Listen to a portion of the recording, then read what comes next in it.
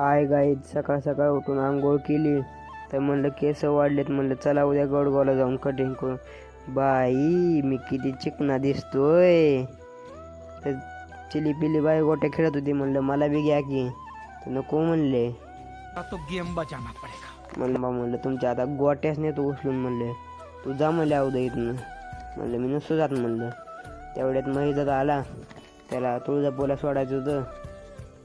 त्याला पुण्याला जायचं होतं म्हणून त्याला तुळजापूरला सोडायचं होतं. चला म्हणलं आता आम्ही तुळजापूरला चाललो आहोत. तिथून मी पुण्याला जाणार आहे.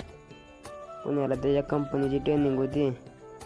तो बेंचच्या कंपनीत कामाला असतो. त्याला म्हणलं मला गाडी चालू दे ना भाऊ. नको म्हणला, छोट्या मुलांनी गाडी चालवायची नसती. काय भाऊ असं असतंय का म्हणलं कुठं.